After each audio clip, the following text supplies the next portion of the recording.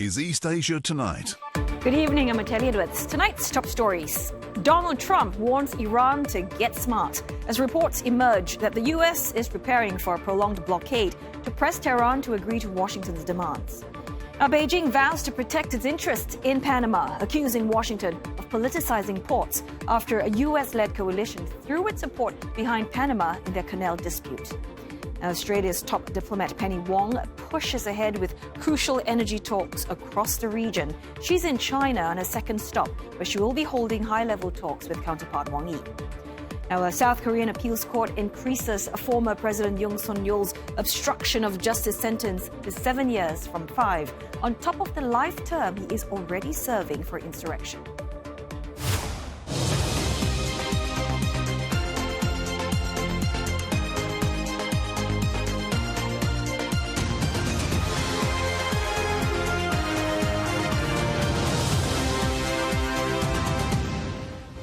Also tonight, we'll break down what's driving the UAE's exit from OPEC that could mark a power shift in the Middle East at a critical time for oil markets.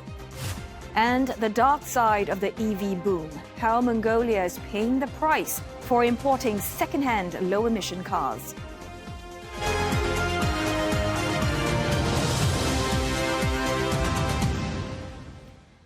The U.S. President Donald Trump has issued fresh warnings to Iran as the warring sides remain locked in a maritime standoff, and efforts to end the conflict appear to be at a standstill. Now, Mr. Trump posting this AI-generated image of himself holding a gun, telling Iran to get smart soon as he pushes for the nation to sign a non-nuclear deal. U.S. officials say Mr. Trump was unhappy with Tehran's latest proposal to separate discussions on its atomic program from a ceasefire to end their war. Now, the American president reportedly calling for the nuclear issue to be dealt with from the outset. Well, the Strait of Hormuz, another key sticking point between both sides. The Wall Street Journal reporting that Mr. Trump told his aides to prepare for an extended naval blockade of Iranian ports, claiming it carries less risk than resuming bombardment. Tehran had offered to ease its chokehold of the strait in exchange for the U.S. lifting its naval blockade. Now, the U.S. Central Command a few days ago said it intercepted a merchant vessel attempting to pass through its blockade, but was later released after confirming it was not heading to an Iranian port. The U.S. military said 37 ships have been redirected since the blockade started. Now, traffic through the crucial waterway trickling through. Shipping data show that a Panama-flagged tanker carrying 2 million barrels of Saudi oil transiting Hormuz. The Idemitsu Maru may be the first Japan-linked crude vessel to pass through since the war began. Now, Australia's top diplomat in China on the second leg of her East Asia tour. Energy security and trade at the top of Penny Wong's agenda as she seeks to mitigate the impact from Hormuz. She's already met China's Vice President Han Zheng and is due to hold high-level talks with her counterpart Wang Yi next. The Australian foreign minister began her tour in Japan that saw Tokyo and Canberra agree to deepen cooperation on energy and economic security. There, Ms. Wong highlighted the disproportionate impact the conflict in the Middle East and on Asia-Pacific. Australia, which relies heavily on imported fuel, is already experiencing localized shortages. And CNA senior correspondent Tan Yu Guan, he joins us live from Shanghai. Yu Guan, so basically what came out of that meeting between the Chinese vice president and Ms. Penny Wong? Well, Ms. Penny Wong has been very consistent in the messaging. It really boils down to fuel security. In her opening remarks with Han Zheng in the room and the media in the room, Wong says the Middle East conflict and the closure of the Strait of Hormuz were hitting Asian refineries and the Indo-Pacific especially hard, and that Australia and China needed to keep fuel and goods flowing. So the message at the top was this is not just another diplomatic call, it is about resolving the supply shock now hitting the region. And what she discussed verbatim with Han Zheng was not available to the media, but in between meetings, Penny Wong gave Australian media the clearest version of what she was actually asking for. She said Australia wants China to keep delivering jet fuel, diesel and petroleum, and to remember that those will come back as shipments of iron ore, coal, LNG and food. And that is an important point because it tells us how Canberra is framing this. This is not asking for a favor, but has mutual dependence. Australia needs fuel to keep its mines, farms, and freight moving, and China benefits when those Australian exports keep flowing.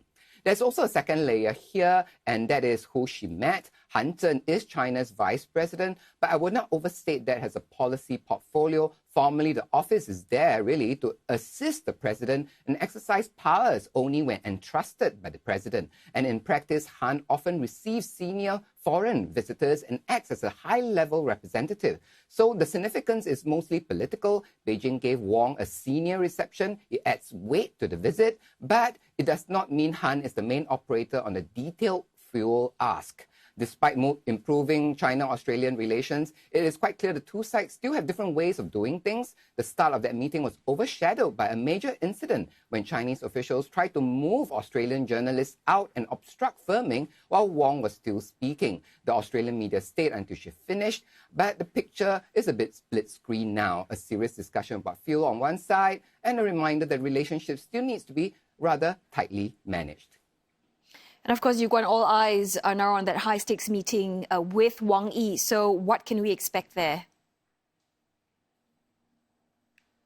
Well, in the words of Penny Wong, she said, with China, Australia will continue to cooperate where we can, disagree where we must, and engage in the national interest. So in this case, she's really saying to her Chinese host, keep the fuel flowing because the trade relationship runs both ways. But we know with Wang Yi, or rather we can expect with Wang Yi that the conversation will get more substantive because Wang Yi is the foreign minister and Wong is in Beijing to co-chair the 8th Australia-China Foreign and Strategic Dialogue with him. So if the Han meeting was about political signaling, setting out Australia's argument, the Wang meeting is really where you can expect more detailed discussion on fuel supply, shipping, and broader supply chain resilience. The key thing to watch is whether Australia gets any practical signal back. China matters here because Australia imports most of its jet fuel from Asia, especially China, Singapore, South Korea. And recent reporting says China has been supplying about 30% of Australia's jet fuel. So if Canberra is pressing hardest on one fuel product in Beijing, it is jet fuel. What I would not expect is some big theatrical breakthrough. More likely, the outcome is something more measured, either a sign that China is open to helping ease the pressure or a very careful statement that keeps the door open without offering a firm commitment. Penny Wong is due to speak to the press at about 7:50 p.m. Beijing, Singapore time. So we have to watch those 10 minutes closely to hear what she has to say. And of course, we have to watch what the Chinese media reports afterwards. All right. Well, looks like you're going to be busy there. Thanks so very much for that update. CNA's senior correspondent Tan Yu-Guan in Shanghai. Now, a South Korean appeals court has sentenced former President Yoon to 7 years in prison for obstruction of justice, increasing the 5-year term issued in January. And the latest ruling comes on top of a life sentence he received in February for leading an insurrection tied to his martial law bid. His wife, former First Lady Kim Kyung-hee, also saw her sentence increased in a separate case yesterday. Now, the court found that Yoon had obstructed investigators seeking to detain him last year following his 2024 declaration. Now, he was also found guilty on additional charges, including fabricating official documents and bypassing the legally required procedure for declaring martial law. Now, the court described Yoon's actions and their consequences as highly reprehensible. His lawyers say they will appeal today's ruling to the Supreme Court. Yoon is facing 8 trials linked to the short-lived martial law imposition. Separately, former First Lady Kim's sentence was increased to 4 years in prison on corruption charges, up from 20 months. The ex-leader's wife was accused of receiving luxury gifts from the Unification Church in exchange for political favors. The court found she had accepted additional items beyond those initially disclosed and also upheld charges related to stock price manipulation. China's foreign ministry vows to safeguard Chinese interests in Panama, accusing the U.S. of politicizing ports.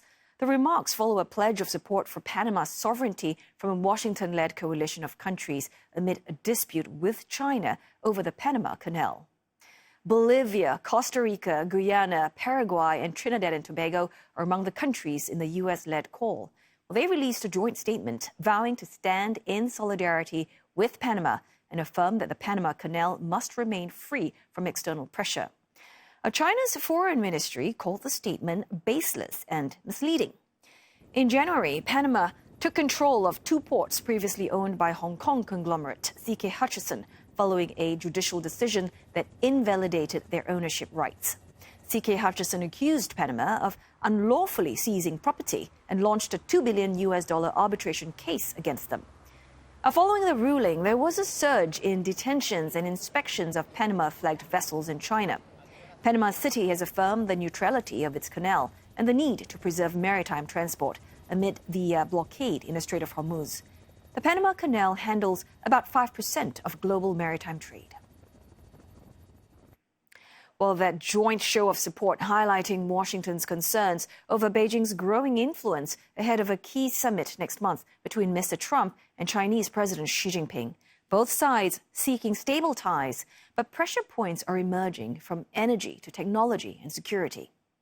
One flashpoint is, of course, Iran. The Trump administration has stepped up scrutiny of Beijing's links to Tehran, sanctioning a major Chinese refiner and warning that its banks could face secondary sanctions if they support Iranian oil revenues.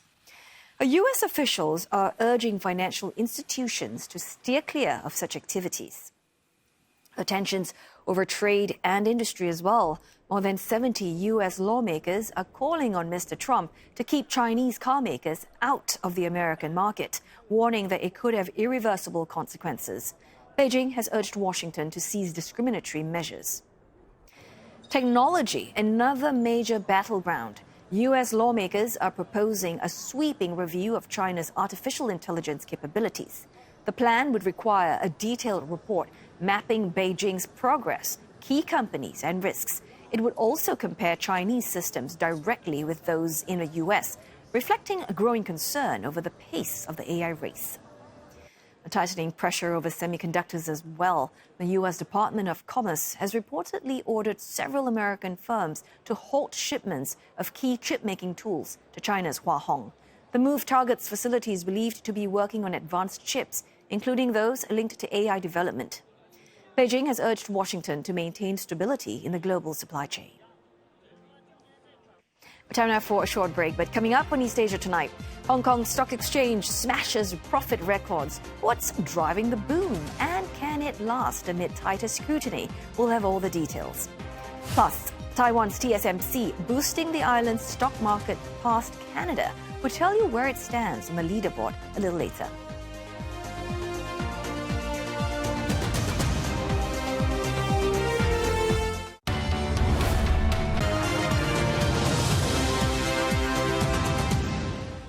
Hello again. Good to have your company on East Asia tonight. You are just in time for some business news with Roland Lim. And Roland, apparently Hong Kong's bourse operator has a report card, and it is its strongest quarterly profit on record. Well, tell us more about that. Yeah, you're right. The results were market-beating thanks to higher trading activity and its IPO crown. Hong Kong's stock exchange posting record first-quarter profits, driven by a surge in IPOs and strong trading activity, reinforcing its position as a global fundraising hub. Hong Kong exchanges and clearing reported net profit rose some 27% to $663 million, beating expectations. Now, core revenue climbed 22% to $982 million. The exchange hosted 40 IPOs in the quarter, raising more than $14 billion. Now, that's nearly 6 times more than it did a year ago, making it one of the world's top listing venues. Average daily turnover also increased 13%, while Stock Connect revenue jumped some 44% on record mainland trading flows. HKEX attributes the growth to global investors seeking diversification and continued interest in China's tech sector.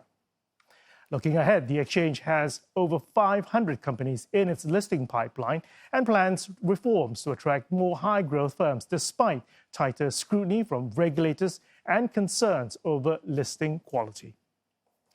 Its shares ending the day 3% higher for the day, $419.80 Hong Kong apiece. The world's thirst for AI-related chips driving Taiwan's equity market surpassed that of Canada's. The Asian market is now the world's sixth largest. The total market cap of companies listed in Taiwan has surged some 35% to reach $4.47 trillion, pipping Canada's $4.44 trillion. That's with TSMC, the world's largest contract manufacturer, growing from strength to strength on the wave of demand for AI chips. It's now making up about 45% of the benchmark Taiwan weighted index on the Taiwanese exchange. Canada's benchmark, in contrast, is dominated more by resource firms as well as finance companies. With commodity prices more volatile, growth in market capitalization has lagged that of Taiwan's heavyweight or tech heavyweight bourse. Chinese state refiners could restart fuel exports from next month. Reports say Beijing has approved 500,000 metric tons of shipments for May, excluding Hong Kong, with diesel and jet fuel likely making up at least 40% of the volume. The equivalent of some 3.7 million barrels, that's nearly double April's forecast, though still less than half of last year's levels. Asia-Pacific markets, including Australia, Bangladesh, Cambodia, New Zealand and Sri Lanka, are expected to receive the fuel, with volumes and destinations set by Beijing. The move follows requests from major oil firms like Sinopec and China National Petroleum, citing ample stockpiles and stronger export margins. Domestic refiners have been under pressure from rising crude costs and capped fuel prices. China has restricted exports since March to protect local supply amid disruptions linked to the Strait of Hormuz. The UAE has announced it will withdraw from OPEC and the broader OPEC Plus alliance, ending nearly 6 decades of membership. The move strips the oil cartel of its third largest producer at a time when the war on Iran is unsettling global markets. The UAE's energy minister describes the move as a pure policy change after a careful look at current and future policies related to the level of production. Now, he adds, leaving the group will give the country greater flexibility, as it'll no longer be bound by collective output agreements.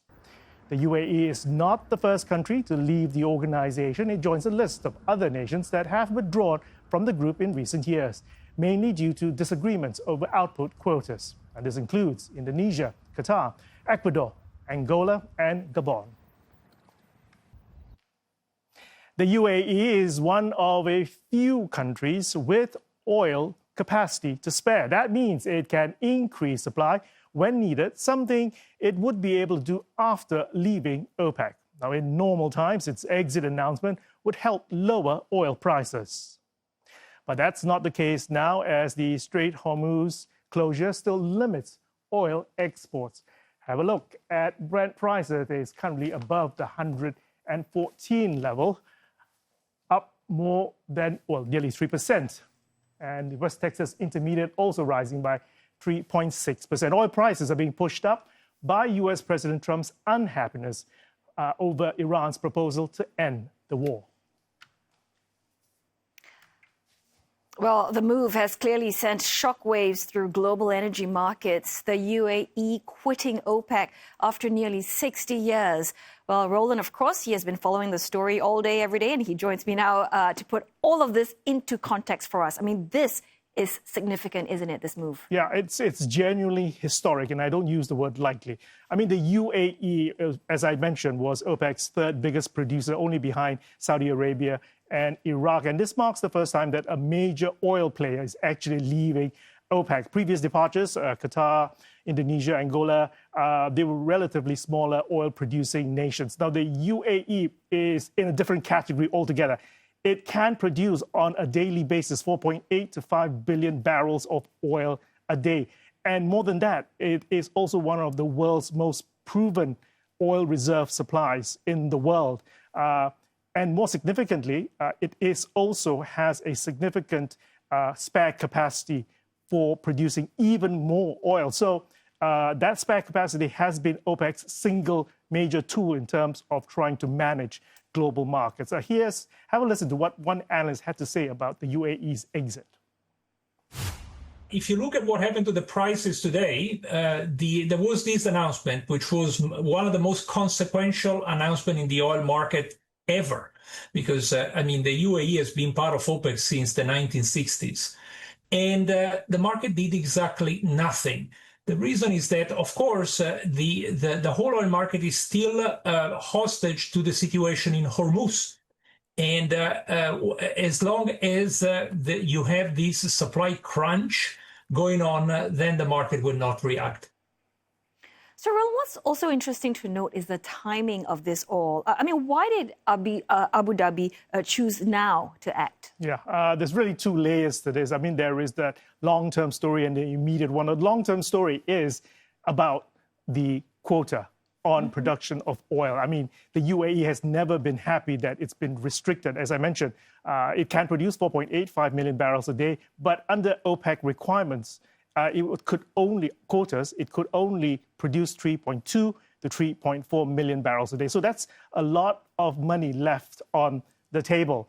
On top of which, relations within OPEC, that is between Saudi Arabia and the UAE, had been fraying simply because both were vying for regional leadership and within OPEC itself. And then, of course, the war with Iran, that changed the dynamics completely, because what happened was during the fighting, Iran had actually shot some 2,800 missiles and drones into the UAE. I mentioned that because that's more than what it did to the other neighboring Arab nations, including Israel, for that matter. So, UAE felt very aggrieved that the other OPEC members didn't come to its defense more. And so that deeply affected relations within OPEC itself. And there's also that tactical dimension that some analysts are mentioning here. And that is that, the UAE had been for a long time now considering leaving OPEC. And this was a window of opportunity because the oil prices were constrained by the choke point in Hormuz. So using this as a political cover, the UAE can now leave OPEC without actually upending oil prices globally. So that's what it did.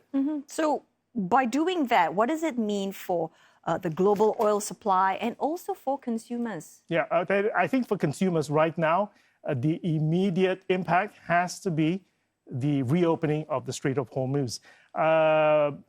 That's still the biggest dominant factor here. But even if the door opens tomorrow, it's not like you're going to be flipping a switch. The damage that Iran has caused to UAE's infrastructure, I'm talking about processing plants, I'm talking about refineries, I'm talking about its shipping infrastructure, that's going to take months, if not years, to actually fix. So that's going to be a medium-term a thing that the UAE does. And not to mention the UAE's overall production has actually fallen by 44% since the Iran war started. So again, it's going to take time. It's going to take days. It's not going to take days. It's going to take months at that point in time. But I should mention that the UAE has one advantage that other Arab nations don't have, and that is it has pipelines over land that bypasses the Strait of Hormuz. So once it's out of the OPEC, well, it can then increase its capacity. It's also free to invest heavily in these pipelines and also increase capacity when things settle down. Wow, that's lots to unpack there, and you certainly did the job. Thanks so very much for helping us understand UAE's big move to leave OPEC. On that note, it is time now to go for a break. But coming up next, why field trips in South Korea, once a school staple, are dwindling, an issue that has even President Lee Jae-myung joining the fray. And U.S. President Donald Trump hosts Britain's King Charles and Queen Camilla at the White House amid ties strained by the conflict in the Middle East.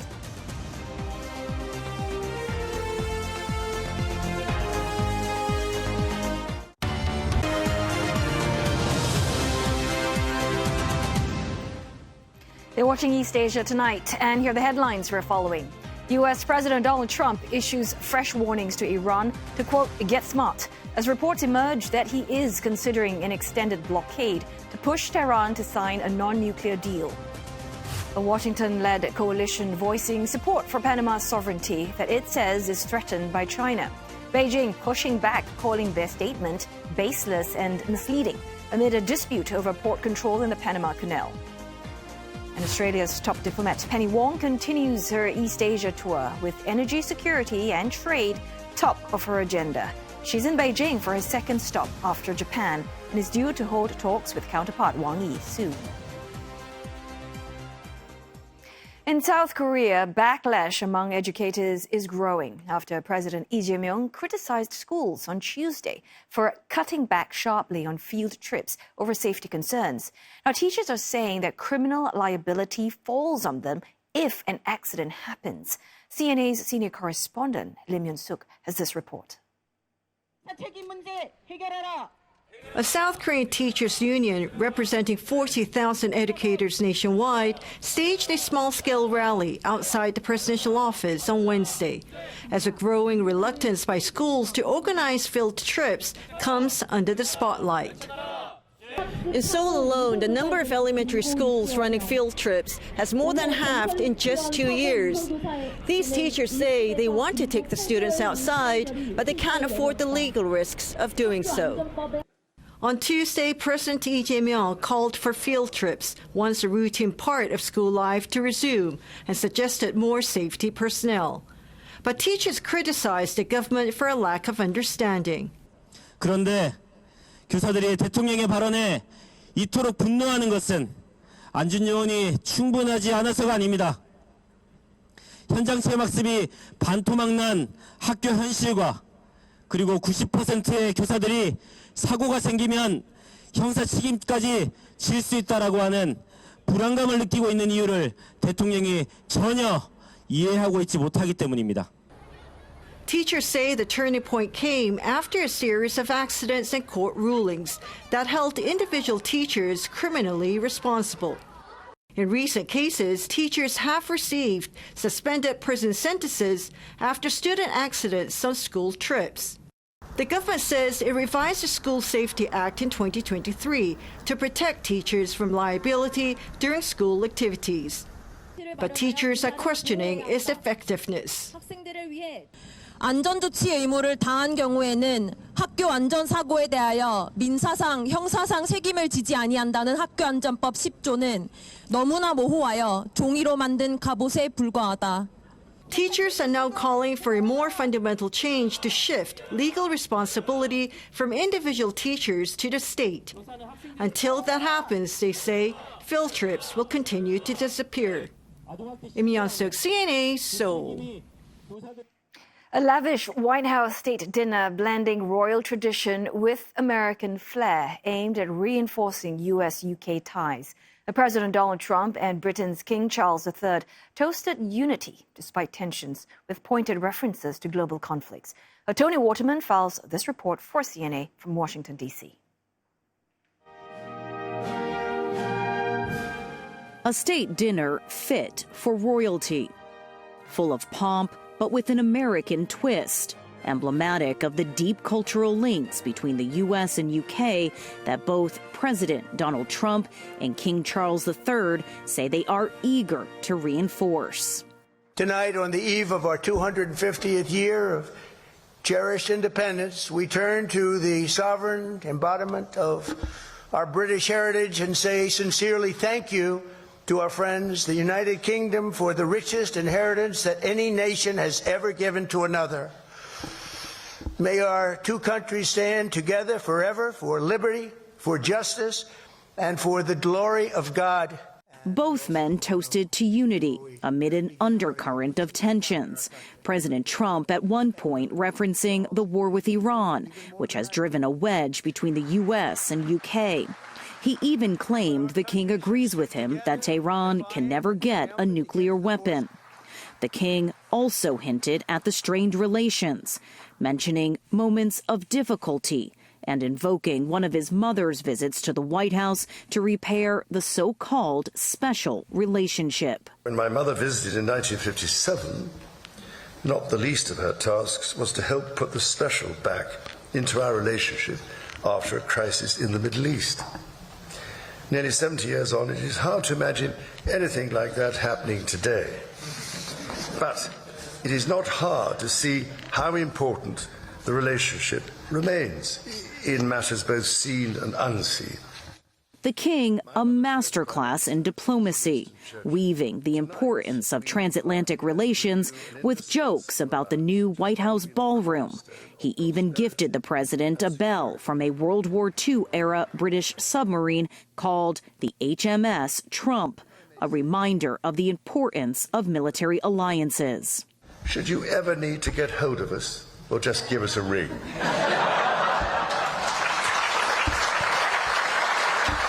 The guest list was an eclectic mix of 120 people, including cabinet members, but also Apple CEO Tim Cook, professional golfer Rory McIlroy, and Fox News personalities. The menu was also meticulously curated, showcasing regional flavors while nodding to British tastes, like Dover sole. Tuesday's state dinner was the final engagement on day 2 of this 4-day royal visit, and a theme is clearly emerging. The king is deploying the ultimate charm offensive, leaning into personal diplomacy with President Trump to try and preserve British influence in Washington at a time of deep friction. For CNA, I'm Tony Waterman in Washington. Well, Mr. Trump is facing growing backlash from within his own political base. The war with Iran driving a wedge among some of his most prominent supporters. Mitch McCann files this report for CNA. How strong that team is. Grinning from ear to ear, Tucker Carlson entered this martial arts arena in November 2023 with the self-proclaimed fighter himself. Donald Trump, a political heavyweight. Mr. Carlson, a preacher, reaching millions from a digital pulpit. It was a friendship that benefited both as they courted the Make America Great Again, or MAGA, faithful. And a great man, a brilliant person, and a true character, Tucker Carlson. 18 months on, though, those aren't the words Mr. Trump is using to describe the right-wing media personality anymore. They've fallen out over the war in Iran, which Mr. Carlson calls the single biggest mistake of any president in his lifetime. It's like in very small ways, but in real ways, you and me and millions of people like us are the reason this is happening right now. Yes. So I do think it's like a moment to wrestle with our own consciences. We'll be tormented by it for a long time. I will be. And I want to say I'm sorry for misleading people. It was not intentional. Mr. Carlson's not the only one with a change in tune. Megyn Kelly, also a former Fox host who endorsed Trump, once labelling him a protector of women, took exception to a recent post he made on Iran, where he threatened to wipe out an entire civilization. I'm sick of it. Can't he just behave like a normal human? I mean, honestly, like the president, 3D chess, shut up. We're talking about civilians just casually in a social media post. Candace Owens, another controversial conservative, called the White House a satanic administration before posting that President Trump is a genocidal lunatic. Serial conspiracy theorist Alex Jones hit out too, saying that the Republican leader is becoming more demonic, more twisted and more sick. Let's just move a little bit. Thomas J. Main is a professor at New York's Baruch College, specialising in liberal democracy and its challenges. He's written extensively on the rise of the alt-right. He's not surprised to see the MAGA meltdown. I think there are a lot of people out there who would say to Tucker Carlson and other people who are breaking with Trump, welcome to the club, okay? Trump has made a career over decades of breaking with people who were once loyal to him, but upon differing with him at all, Trump abandons them and heaps abuse on them. That's exactly what happened on this occasion. The president took to Truth Social, saying that his supporters turned skeptics have one thing in common: low IQs. He wrote, "They're stupid people. They know it. Their families know it. And everyone else knows it too." He went on to say they're nut jobs and troublemakers. Carlson, Kelly, Owens and Jones all cite the war in Iran as one of the reasons they have broken with President Trump. But Professor Main suggests it's less principled than that, arguing it's probably because the war is not going well. If war in Iran were going fine and were very popular, then I don't think that there would be many of the MAGA ideologues who would stand up and say, oh, you know what, I was in principle against war, and so I don't care if the war in Iran is doing so well. We shouldn't have gone to war at all. No, I think what's happening is the war's not going so well. And all of a sudden, it doesn't look so good to be associated with somebody who's losing a war. The war is one reason the president's approval ratings have been falling. An NBC poll suggests that 37% of adults approve of Mr. Trump's performance, while 2/3 disapprove of his handling of the war with Iran. Whether Mr. Trump's fallout with the MAGA influencers hurts him at the polls is another question, given their large followings. Tucker Carlson has 5.6 million YouTube subscribers. Candace Owens has almost 6 million. Jacob Smith, a political scientist at Fordham University, says it's too early to tell what the impact will be. But the first test will be the power of President Trump's endorsements in the November midterm election. But I think that, it will especially start to be damaging for Trump if it looks like his primary endorsement is not something that's as valuable. If it looks like other endorsements, if not as individually as valuable as Trump, if having a few of those endorsements is just as valuable, where, maybe a candidate prefers support from Carlson or Vance or a combination of them. Please raise your right hand and repeat after me. Donald Trump has made a career of defying expectations, with powerful right-wing media figures amplifying his message to millions. In November, we'll see if he can repeat that success, this time without their backing. For CNA, I'm Mitch McCann in New York. Coming up next on East Asia tonight, China reportedly suspending new autonomous driving licenses after an outage in Wuhan last month. Plus, Mongolia's hybrid car boom is creating a new problem. We follow where these green vehicles end up when they reach the end of the road.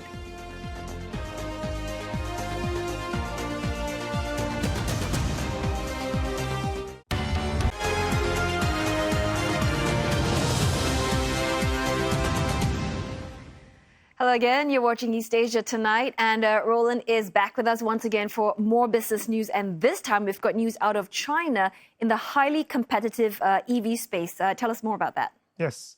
The world's top EV maker, BYD, reports steep slump in profit as a price war takes its toll, while robotaxis in Wuhan hit a speed bump. Now, shares of the world's largest EV maker, BYD, ended the day more than 4% higher, signaling investor confidence as the company bets on higher premium margin models. Now, that's despite a disappointing report card for its first quarter. BYD revenue dropped around 12% on year, but still beat market estimates. Profit, however, slumped more than 55% over the same period, in line with estimates. Now, BYD sold just over 700,000 new energy vehicles in the first 3 months of the year. That's a 30% drop on year. Despite the drop, analysts say the worst might be over for BYD as short-term borrowings jumped more than 70% to under $10 billion by the end of March. Domestic competition has also been heating up, but BYD says it is shifting its focus towards higher margin premium products as well as the overseas markets, with the Nikkei reporting that CEO Wang Chuanfu seeks to sell some 1.5 million units overseas annually.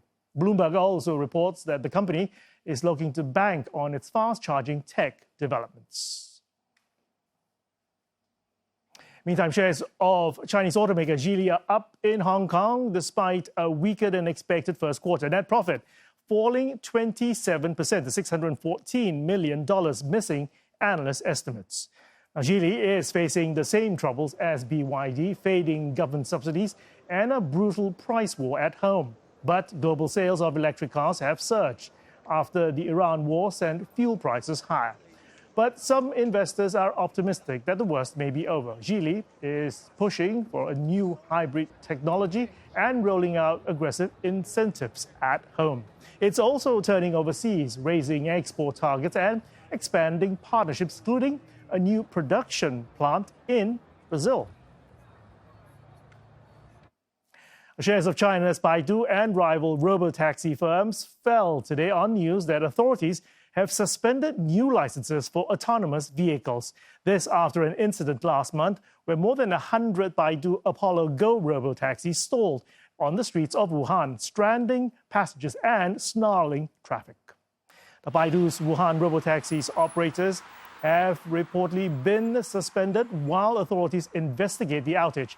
According to Bloomberg, China's regulators have now told local governments to conduct full safety reviews and to tighten monitoring standards. The pause means self-driving firms cannot add new robotaxis, launch fresh pilot projects, or expand into new cities, at least for now. The setback hits a fast-growing sector that China hopes will be worth more than $12 billion by 2030, as domestic firms race against U.S. rivals like Waymo in the global autonomous driving market. And that is the latest in business. Back to you, Telly. Well, thanks for that, Roland.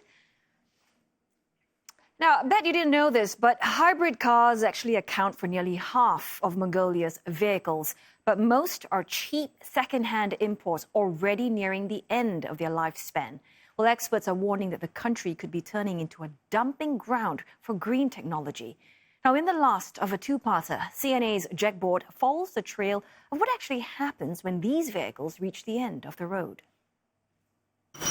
At this dedicated service centre in Ulaanbaatar, dozens of Toyota Prius hybrid vehicles pass through every day.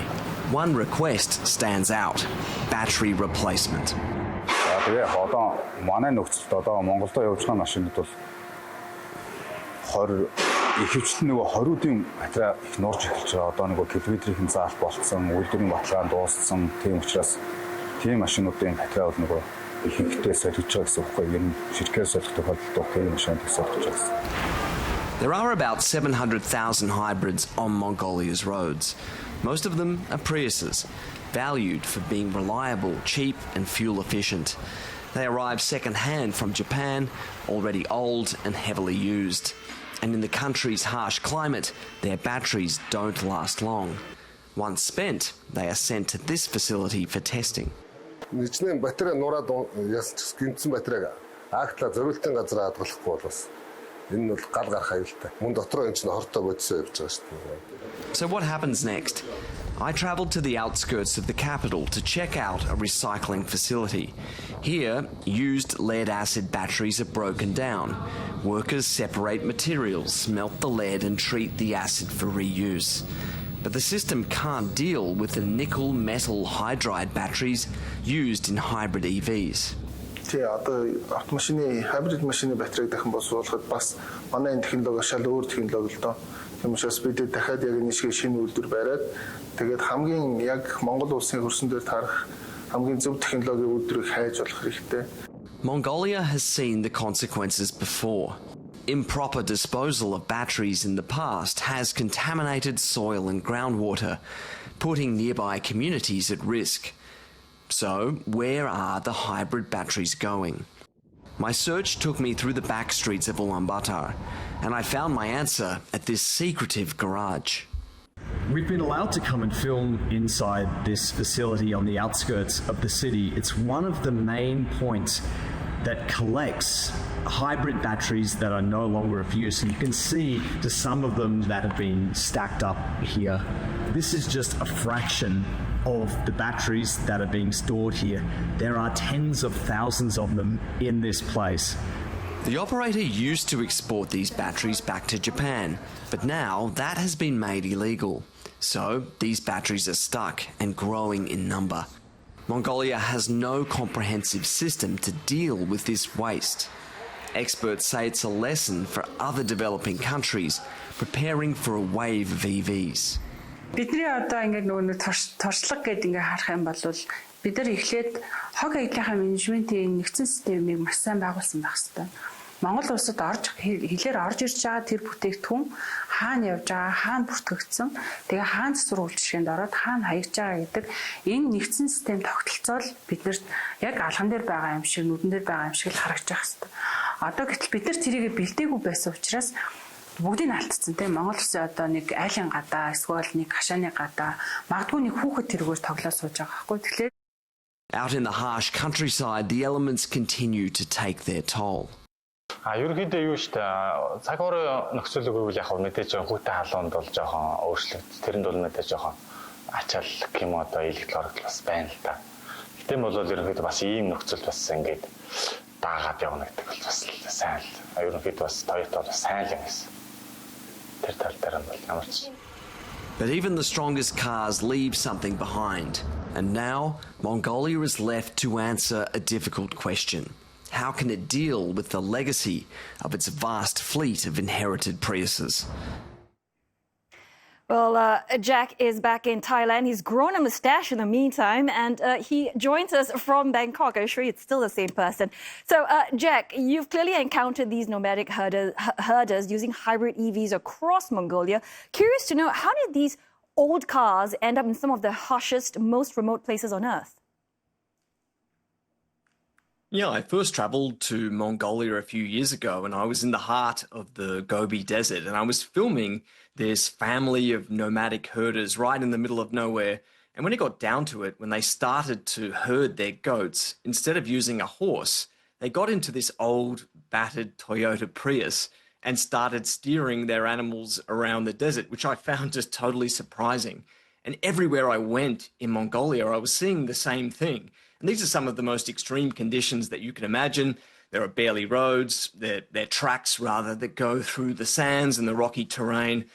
And I thought I just have to come back and understand this phenomenon. And when you go to the capital, Ulaanbaatar, this is a city awash with the same types of hybrid electric vehicles, to the extent that I started to play this game with my producer at the time, who could spot the most Priuses in a row, and I think our record was about 8.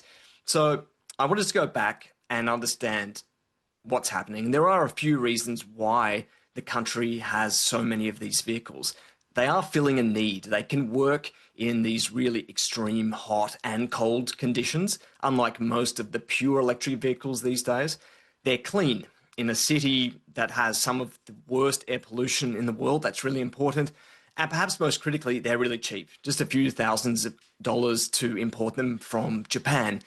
And these are cars that have done plenty of miles already. And once their Toyota battery service period has expired, the warranty's expired, the batteries become really expensive in Japan to maintain and replace. So they're offloaded to Mongolia. And where many countries in Asia have prohibited or severely restricted the importation of used vehicles, Mongolia has actually done the opposite. And their policies have facilitated this deluge of second-hand hybrids. There are low import taxes, there's duty exemptions for these types of vehicles, they're marketed as clean cars, and so that's why you have streets, and not to mention the fields and the desert plains, full of these really old hybrid vehicles. As you say, hundreds of thousands of them, half of all cars in Mongolia. And yeah, Jack, that was really striking in the footage there, seeing the disposal issues Mongolia is having with these EVs. What does that reveal about the hidden cost of going green? Yeah, you're right. Because of the age of these cars and the conditions that they're working in, the batteries are naturally failing on a pretty regular basis. And in the Prius, the battery packs can actually be swapped out either in full or cell by cell. And you would have seen some of the footage of the service centers where the main job these days for the mechanics is swapping out batteries in these Toyotas. And these are nickel metal hydride batteries, so they're not the same as lithium batteries or some of the lead batteries that you saw there, which are far more toxic. But right now, Mongolia is failing to keep track of where its battery waste is ending up. The government admits that there are really serious challenges here, specifically how to dispose of them, how to collect them and store them. And previously, these were going back to Japan via Russia. That was made illegal. So now anyone can collect them, but trying to do that in an illegal way is a bit of a grey area. There are no authorised companies or repair shops or licensed facilities to deal with this problem. So all of these batteries are in Mongolia, and most of them are probably in that garage that you saw in my story. Recycling facilities and proper processes could be coming, but they are expensive and they will take time to plan and be operational. So I think this is the key lesson for many countries. Seeing this swell of EVs now, you need to build a complete integrated waste management system before the vehicles enter the market and have a fully traceable chain. Otherwise, you're left with these toxic remains of what should be a really useful green consumer product. Oh, a great story, all in. Thanks very much for sharing with us. CNA senior correspondent Jack Board in Bangkok. And of course, you can read more of Jack's amazing story and find out about the hidden costs of electric vehicles across Asia on our website, cna.asia, or on our mobile app. And that wraps up this Wednesday's edition of East Asia Tonight. Don't forget your headlines anytime at cna.asia. Thanks for watching.